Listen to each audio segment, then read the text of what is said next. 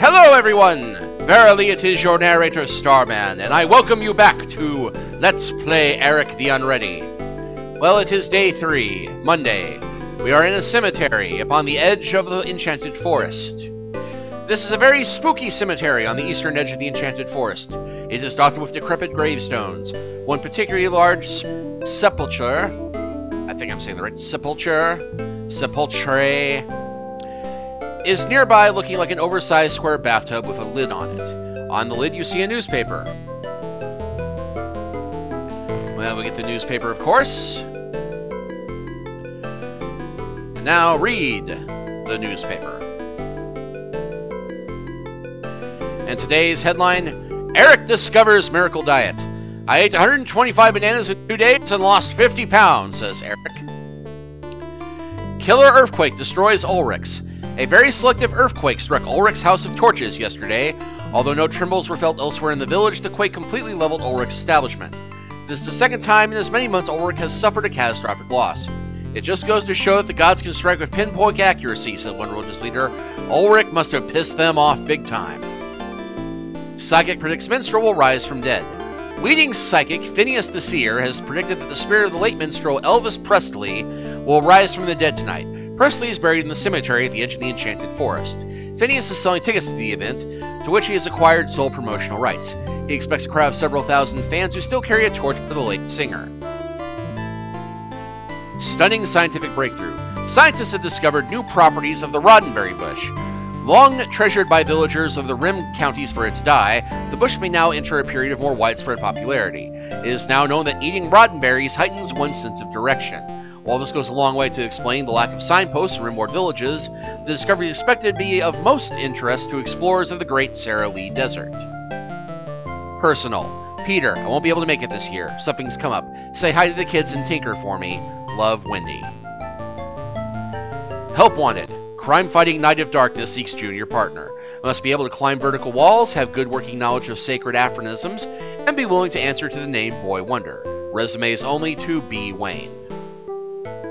For sale, Iron Mask, excellent condition, only one previous owner. Confidential sale, no names please. That'd be the man in the Iron Mask, obviously. Career opportunity, openings for young boys interested in relieving older people of their burdens. Must have quick feet and nimble fingers. Contact Fagin, Lower Wimpole Street. That'd be Oliver Twist, obviously. General interest. Hello, Failure. Lost in the inner sea. Tired of wandering aimlessly from island to island. Missed your loved ones. Send away now for our Odyssey map. Shows all known nautical hazards, including sea monsters, clashing rocks, and unsavory islands. Order now will throw in Songs of Circe. Music is guaranteed to hold your attention every time you hear it. That'd be Song of the Sirens, not Songs of Circe. General interest. I buy spare body parts. Fair prices, no questions asked. Come to the back door of the castle on the hill. Ask for Igor. And yes, I know that's probably Igor, but I choose to go with the Young Frankenstein reference. Legal notice. Be it known to all that from this day forward, I, Ishmael, wish to be called Frank.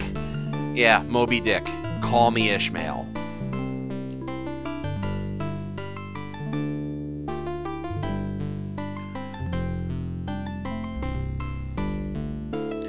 Cobwebs add to the generally spooky atmosphere of the cemetery. And we'll go ahead and examine the tombstones here. You glance at one of the nearby stones. The epitaph reads, I told you I was sick! I knew this would happen if I lived long enough. Excuse me for not standing up. Excuse me for not standing up. Don't tread on me. This one's on me. Excuse me for not standing up again. Don't tread on me. Tomb of the Unknown Adventurer.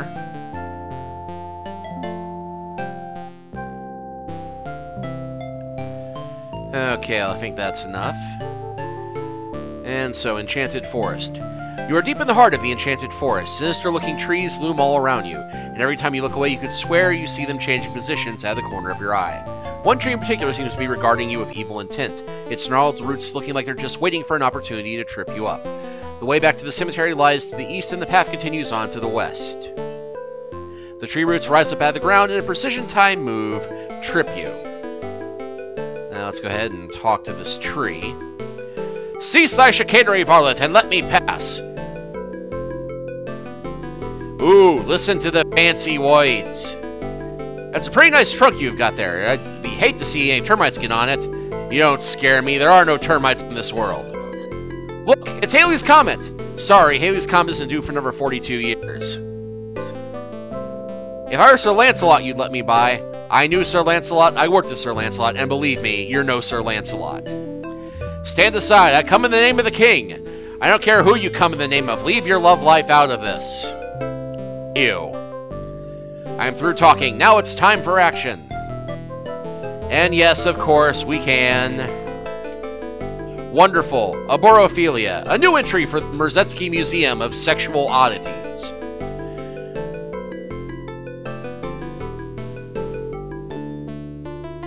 And a couple of wacky things we can do while we're in this general area. We can listen to the...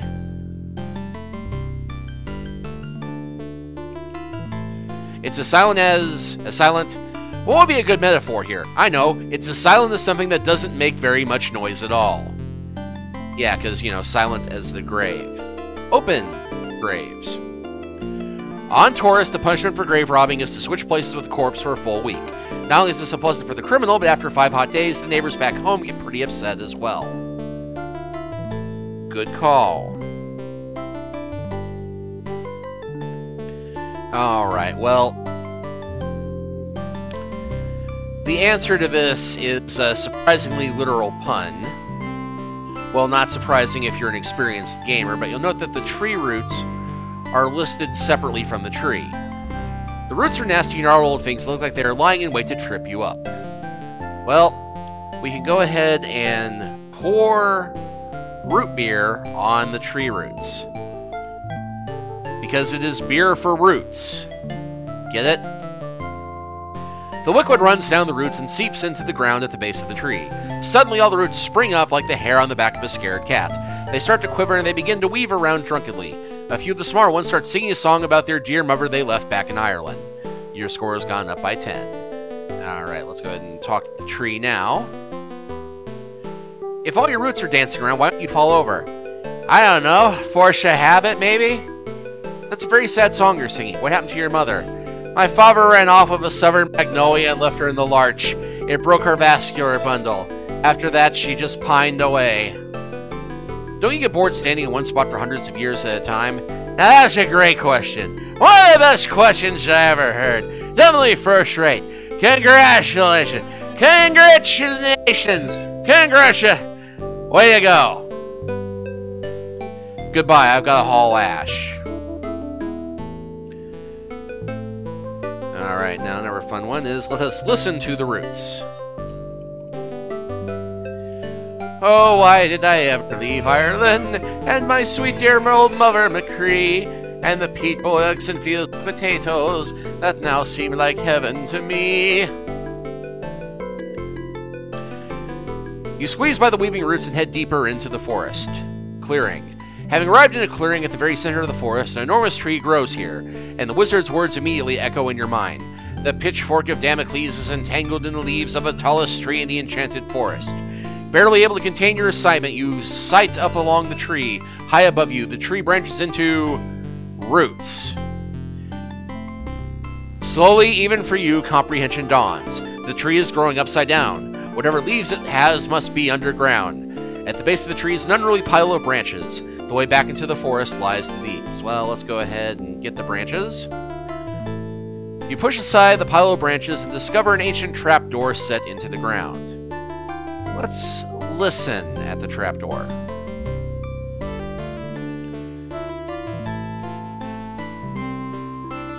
Pull me! Pull me!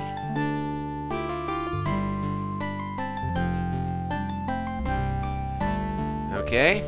Examine ring. It's ancient, rusty, and fairly screaming out to be pulled. Quite literally in this case, it seems. Alright. Open door. You grasp the ring and pull. The door creaks open, creating yet another opportunity for a neat sound effect. Well, it would if the version of this game I'm playing didn't have the sound files ripped out. The music's still working, though. You see a gloomy set of stairs leading underground. Down. You start to feel your way down the steps. As soon as you disappear below ground level, you hear a crash overhead. Looking up, you see the trapdoor quivering with satisfaction that it has lived up to its name. You continue down the stairs, and at the bottom you walk through a revolving spike turnstile. On the other side of the door is a sign. West of house. You are standing in an open field west of a white house with a boarded front door. You see a small mailbox here. You open the mailbox to discover some mail. And yes, in case you're wondering why things just suddenly went back to text-only mode and back for a moment, that was the opening lines of the game Zork, one of the first and definitely greatest text adventure games of all time. Certainly one of the most influential. And this whole little section of the game is kind of a tribute to that, at least having the house with the mailbox. So, get mail. Read mail. It's a notice from the Dwarves Clearinghouse. Yes, Fondor Bindlecrack, you may have already won the grand prize in the 115th annual Make-A-Wish sweepstakes. Soon you and all the other little Bindlecracks could be enjoying the dream of a lifetime. Simply bring this winning notice to our headquarters in the Great Cavern, and our courteous and friendly staff will tell you which of the fabulous prizes you have won, with absolutely no sales pressure to buy one of our magazines or sit through an incredibly boring presentation on vacation real estate. Well, isn't that nice? And close mailbox. Let's look at turnstile. Look at turnstile. It's nasty and spiky and more dangerous than you can imagine. The New York subway system has several of them on back order. Now let's go ahead and go north. That turnstile looks pretty dangerous. I wouldn't touch it if I were you. Touch turnstile. Having warned you about how dangerous this turnstile is, I should kill your character just for touching it. But adventure gaming is entering a kinder era, so instead of making you go through all that, I'll just stop the game for 10 seconds. There. Now don't do it again. Yeah, we're going to attempt fate on this. Touch turnstile. Oh, a wise guy, eh? Well, I obviously can't trust you not to injure yourself on this thing, so I guess I'll have to call in a crew to remove it. Come on in, boys. Yep, it's over here. Careful, don't hurt yourselves, okay? Go to the left. Great, you got it. So, yeah, say hi to Tony for me. The mover's leaving, you're left with one less game object to fool with. North. Jeez, persistent, aren't you? Well, forget it. If I let you go up there, I'll have to let everybody go, and there's simply not enough room. Sorry.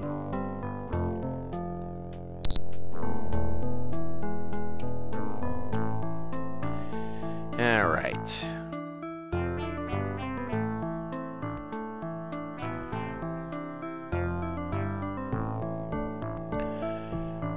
This is a huge underground cavern. There are buildings to the north, east, and south. High above you, the branches of a tree are sticking down from the roof of the cavern. In the branches you see the Pitchfork of Damocles. The little white house lies somewhere out of sight to the east. Now we'll go ahead and examine everything here. Examine the clearinghouse, it's just a small building. Examine Franz, it's a discount outlet for used rocks. Franz Rock Emporium. You walk into a veritable show house of rocks. Big rocks, little rocks, shiny rocks, dull rocks, precious stones, base metals. The only exit is to the southwest. Behind the counter is Fran, a plaid-clad dwarf. Can I interest you in anything? Fran asks. I was looking for something in a rock, you reply. Oh, you've come to the right place. Just look around, let me know if there's anything that catches your fancy. And remember, there's a free bungee cord with every purchase to lash the rock to your cart to help you get it home. In the counter, you see a headrest special and a starter rock.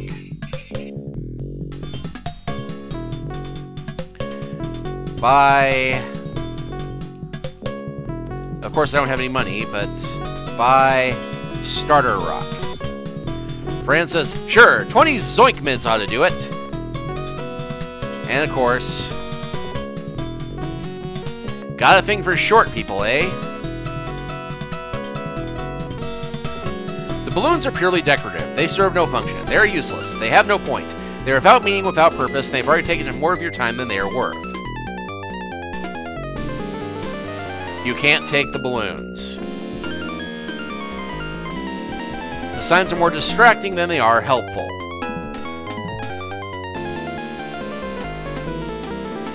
France has more rock, stones, precious metals, and unprecious metals for sale than you've ever seen at one time. Alright, let's go ahead and talk to Fran. Can you do that with every part of your body or just your arms? Sorry, I'm just very enthusiastic about my job. So what line of work are you in? I sell rocks to miners. Every dwarf in the NSFW knows that. If you need a rock, come to Fran's. Yeah, that'd be Not So Great Underground Empire, which is a reference to Zork's Great Underground Empire. How are your prices? We've got the lowest prices anywhere. That's because we're underground. Ha ha.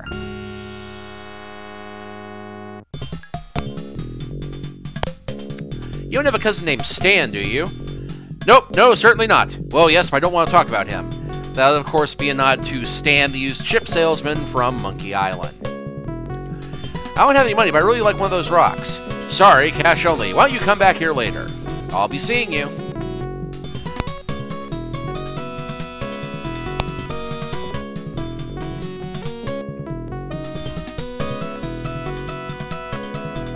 Alright, we'll go ahead and head southwest. As you head for the door, Fran rushes up to you and says, "No first-time customer of Fran's ever leaves empty-handed." He thrusts a pickaxe in your hand. "This is a miner's starter kit, courtesy of the Tourist Department of Public Works. Use in good health. And next time you need a rock, be sure to come to Fran's." Well, that just leaves us heading south into the Publisher's Clearinghouse. This is the lobby of a small building. There's a dwarf standing here in front of a wall full of redwood clocks. The only way out is to the north. Let us examine the clocks. The clocks are cheap knockoffs that were stamped out on some mindless assembly line for pennies apiece. Let us talk to Ed McDwarf. "How's the weather down there?" "What an original line. I haven't heard that one from a human since at least the last time I met one." "You know, if you keep your mouth open like that, a bug might fly in." "That's the idea. I like bugs." "I see you left a really big tie at home. Good move. When I got up this morning, I said to myself, gee, maybe when I'm at work, I'll get insulted by some human who eats 60 bananas a day. Thanks for making my dream come true." "Please wait while my eyes adjust to the glare coming off your head." "Fine, I'll just stand here and bask in your reflected glory until you deign to speak to me again." Why didn't I scream back when I first came through the revolving door? It was just a nostalgic flashback on the part of the author. Don't worry about it. Zork. Alright, I'm done talking now. What a disappointment. You're breaking my heart.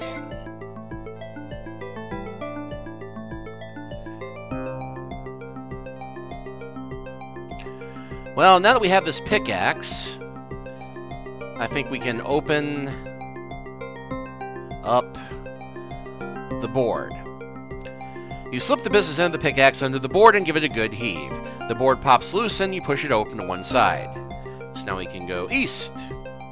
You squeeze through the opening in the door and find yourself in a kitchen that reeks of garlic. A quick survey of the room reveals nothing of interest. Holding your breath, you dash into the living room. Living room. This is a dark room with a trophy case along one wall and an ancient oriental rug on the floor. Stairs lead up to the second floor, and the kitchen lies to the west. In the trophy case, you see a beard. Well, we can't get into that case. It's clearly locked.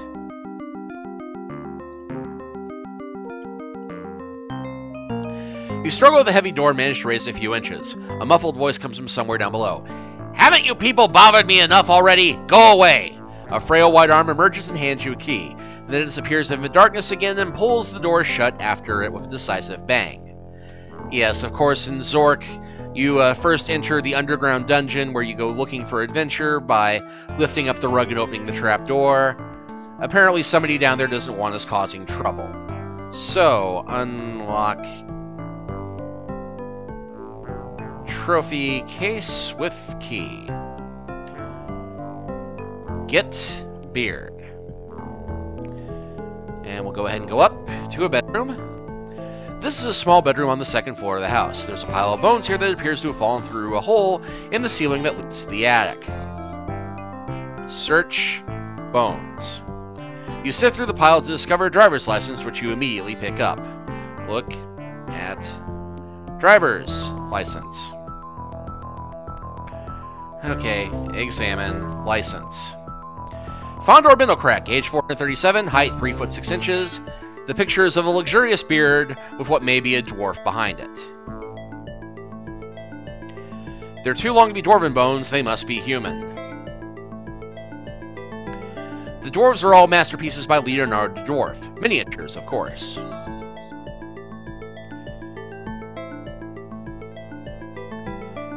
The opening into the attic is about 2 feet higher than you can reach.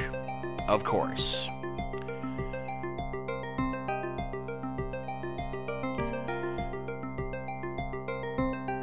Well, we'll go ahead and keep heading west.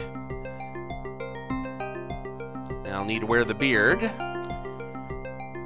And you'll note that Neil is a needed command for this time around because it's hard to pose as a dwarf if you're human size. You shuffle off painfully on your knees. Ed looks much friendlier this time. Hi, I'm a dwarf, just like you. Yes, I can see that. Pleased to meet you. I'm definitely not a human who is kneeling down in order to fool you. Of course not. Such a simple ruse would never fool someone as shrewd as I. Please excuse me if my voice sounds human. I have a cold. I understand. When I'm really sick and feel like throwing up, sometimes I sound human too. Okay, we've established that you've been duped into thinking I'm a dwarf. Absolutely, let's get on with it. I'm glad we got that cleared up. The beard begins to itch. So, give mail to Ed. The dwarf hauls out a red wood clock and starts to hand it to you, and then he gives the ticket a bored glance. My gods, an actual winner! He quickly recovers his composure and says, Ahem, that is to say, another winner among many in our fine, absolutely legal, with no hanky-panky sweepstakes. He compared your number to one on his list. Well, Mr. Bindlecrack, I'm happy to say you've won all expense paid.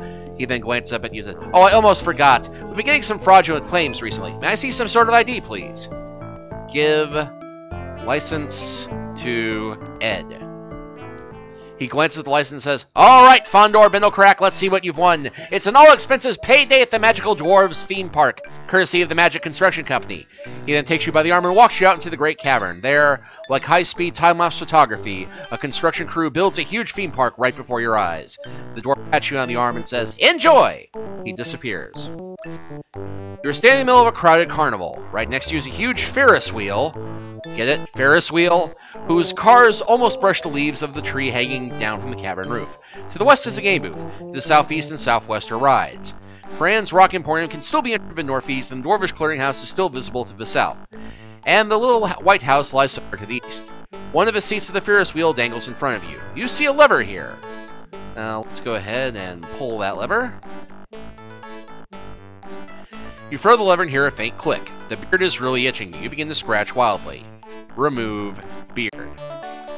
You take off the beard and breathe a sigh of relief. That sucker really itches. And let's go ahead and get off our knees. You rise from your kneeling position. Alright, well, let's go ahead and try some of the rides. You enter a maze of twisty passages, all alike. After about 20 minutes, you stumble back out. A dwarf family wanders by. The father addresses your navel. Great costume. The kids really go for that goofy-looking human stuff. I worked my way through Rock U doing the same sort of thing. He presses a 20 zoink mead piece in your hand. Good luck to you. The family wanders off. You try to get into the ever-popular Dwarf Pirates of the Caribbean, but the lines are so long that you abandon the effort. Now let's try the game booth. You enter a small booth where a dwarf has set up a table with some cards on it. Care for a game of mental skill? He asks.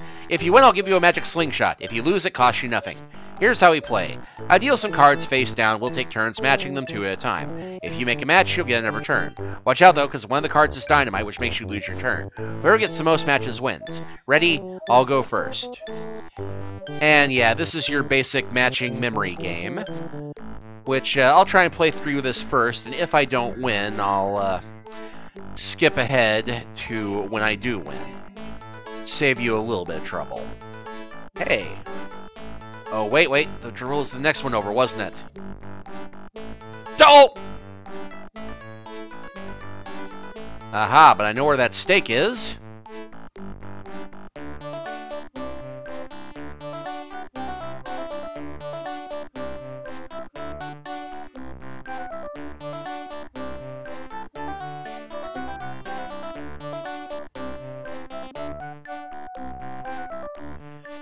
I've seen that torch somewhere before. I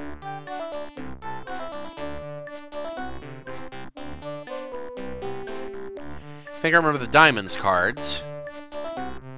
I remember the other hammer card.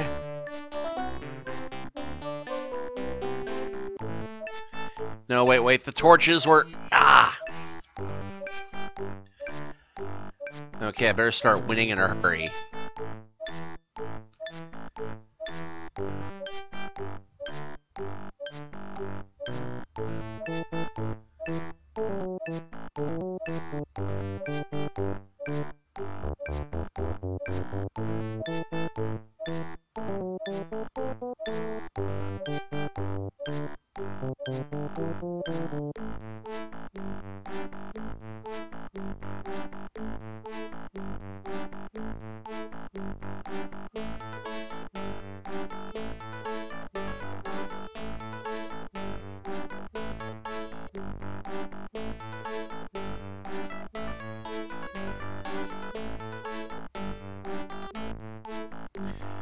Well, it hardly matters at this point, because I remember that there's, you know, once you have 9, you've won.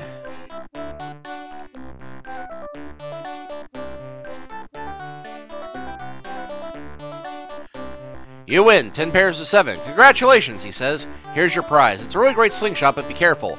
Its magic is that it will hit whatever you shoot at. He hands you the slingshot. Well, goodbye. I really enjoyed playing the game with you, but I don't have any more prizes. You can come back whenever you like, though, and we'll play for fun. I'll see you later. Okay, so now I have a magic slingshot, and I have enough money to go buy myself a nice little starter rock.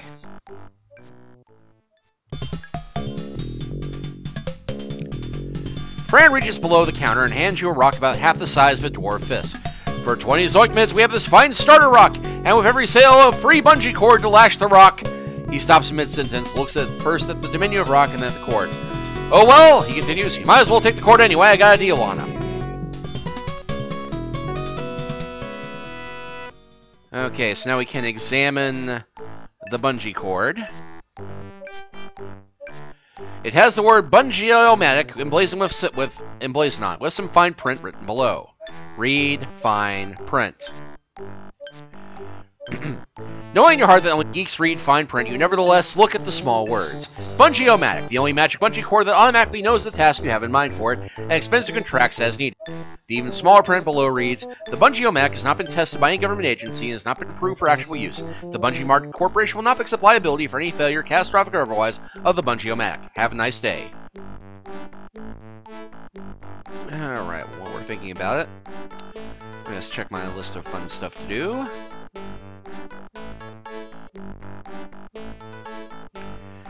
Actually, there's not a lot of stuff to do on the list today. But I got the call spectre, pretty obvious what we need to do, I think.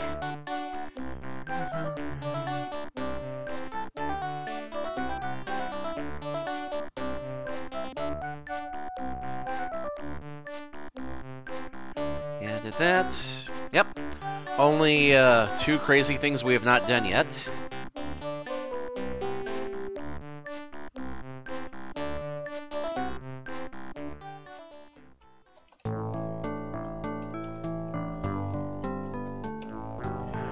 Right now, every night before your mother goes to bed, the last thing she says is, at least I haven't raised an axe murderer. Let's not break that poor woman's heart.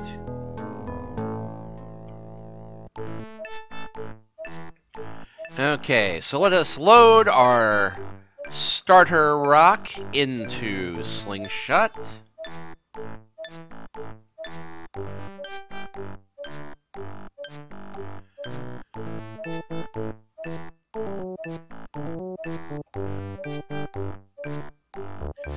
You sit down in the chair, just outside the seat, but within easy reach is a control box with 2 buttons on it. 1 green, 1 red.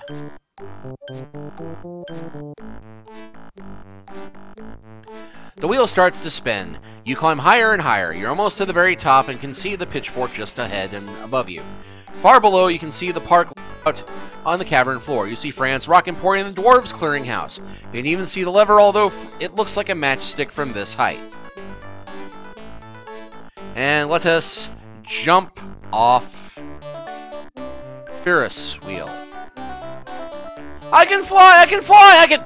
You have failed. And we'll undo that. The seat is almost to the top. The pitchfork is almost within reach. Another moment, your chair will be right under it. Meanwhile, below you can see the entire fairground laid out in miniature, from the lines around the Dwarven Pirates of the Caribbean to the matchstick-sized lever. Shoot lever with slingshot. You take careful aim and fire away. The rock speeds through the air and strikes the lever, halting the Ferris wheel. You are now standing directly below the pitchfork. Stand. Get. You stretch out and grab the pitchfork. Your score has just gone up by 25. Tie cord to branches. You hook one end of the bungee cord to a sturdy branch, and the other to your clothing. The cord seems to relax and lengthen as if it knows you're about to stretch a long distance. Jump. You do a swan dive off the seat, gaining speed as you approach the floor of the cavern. You wonder if you should have read the small print on the bungee cord. We did read the small print on the bungee cord. The part where the lawyers say if the product doesn't work, it's not their fault. At least you think I'm not trying this at home. Then, just as you come face to face with an ant, the bungee cord reaches its limit and snaps you back. You bounce a few times and then come to rest a few feet above the ground. Just as you start congratulating yourself, the far end of the cord comes free, and you fall the remaining few feet to land flat on your face in the dust. Dazed but unhurt, you struggle to your feet and pick up the bungee cord. You are immediately surrounded by a crowd of cheering dwarves.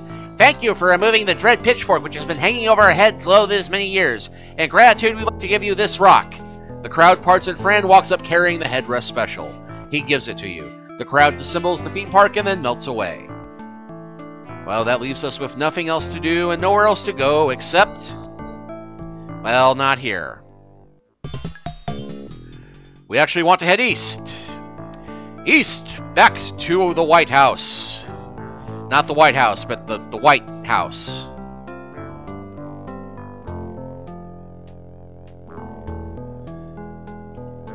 Okay, so now we will drop the rock. Stand on rock.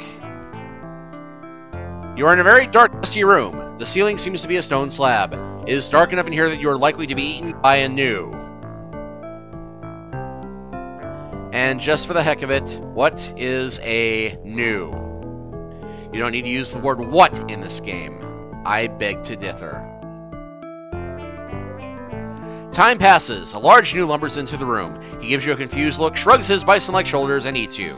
You have failed. Yeah, this obviously is a reference to the Gru from Zork. Alright. Well, for want of anything else to do, let us lift the slab. You push against the slab and climb out.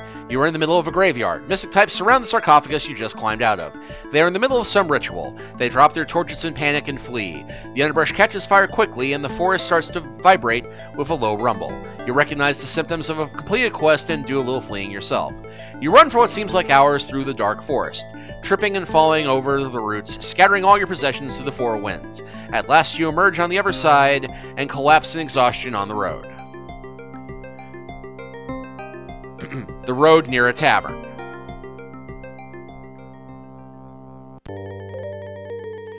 Meanwhile...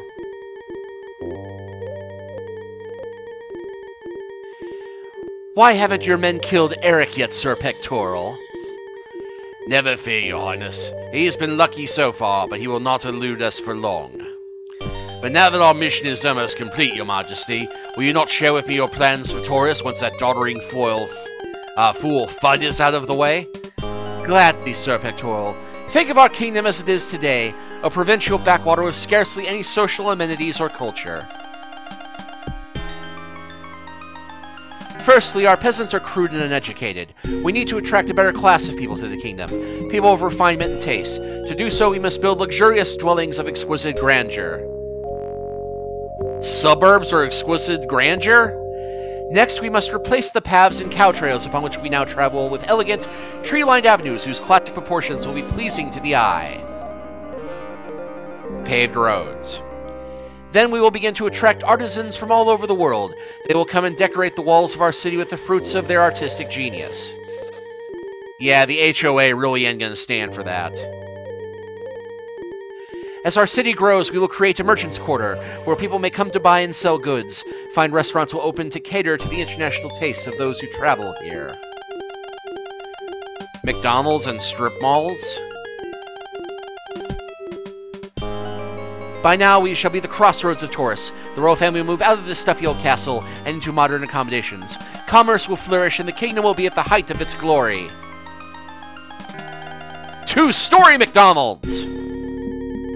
Finally, we shall reopen the castle as a tourist attraction, that people may come and witness how well we've preserved our unique culture. In this way, it will never be said that we abandon our precious heritage in the face of modern improvements.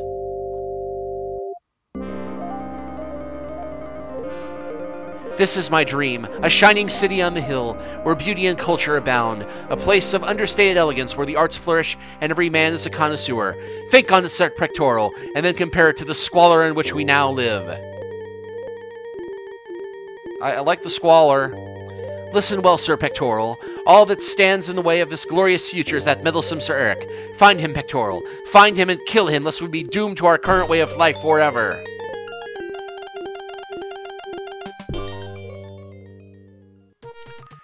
Well, that brings us to Tuesday, and the end of this video. So, next time, we shall continue our quest, and see what awaits us here at this orange-thatched roof building. Verily, I hope you shall join me again next time.